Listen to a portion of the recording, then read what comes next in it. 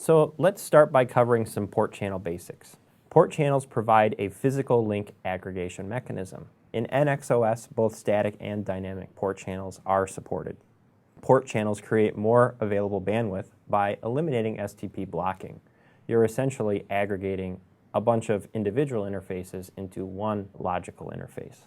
For optimal performance, the number of links should be in a power of 2, meaning that the port channel should have 2 individual interfaces, 4 individual interfaces, 8 individual interfaces, or more, depending on what hardware you're using and how many total interfaces that hardware supports in a single port channel. You can modify port channel load balancing algorithm to meet operational requirements. You can configure these options globally or on a line card by line card basis. If VDCs are used, these parameters are defined in the default VDC, so that's an important nugget to remember. Now, one of the modes of dynamic port channeling in NXOS is LACP. And LACP is the only dynamic port channel feature within NXOS. The static mode is on. So PAGP is not supported within NXOS, something very important to remember. LACP functions in 2 modes, both passive and active. So in active mode, this mode actively tries to negotiate port channel membership by sending LACP packets. In passive mode, the port channel listens for LACP packets and responds to them, but does not actively send out LACP negotiation packets. So let's jump into some of the CLI aspects of port channeling and LACP within NXOS. All right, so let's cover some of the configuration aspects of both port channels and LACP within NXOS. So let's first start by configuring and defining a port channel. So I'm going to create a port channel, and we're going to call this port channel 1. Depending on hardware, you can support a number of port channels. That's, again, dependent on the particular hardware, line card, etc. So we're going to call this port channel 1. And within this port channel, you'll see I can configure this port channel with any real interface characteristics as if I were configuring an actual physical interface.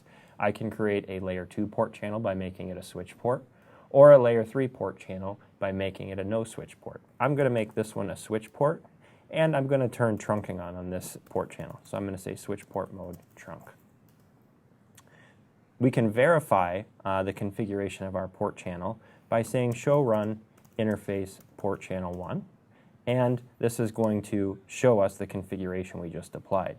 Notice that I did configure this as a switch port, but on this particular line card in the system, switch port is the default option, so it doesn't show up in the actual output of the configuration. Now that we've created our port channel, it's time for us to bind a physical interface to the port channel. So I have an interface in this system that's interface Ethernet 1.2 that I'm going to make a member of this port channel. So I'm going to go into that interface Ethernet 1.2, and let's illustrate adding interface Ethernet 1.2 to the port channel. So I do this with the command channel group, and then the port channel number. So in this case, number 1 will correspond with our port channel number. And then I declare the mode. Now, mode, I am going to have 3 options here. On, this is a static port channel, so LACP is not utilized. And as we discussed in the lesson, LACP has 2 modes, active and passive. So I could set this to active to send out LACP PDUs, or I could set it to passive to listen and react if it were to receive an LACP PDU. First, for the purposes of this, I'm going to set this particular port channel to mode active. So I've set that particular interface now to mode active.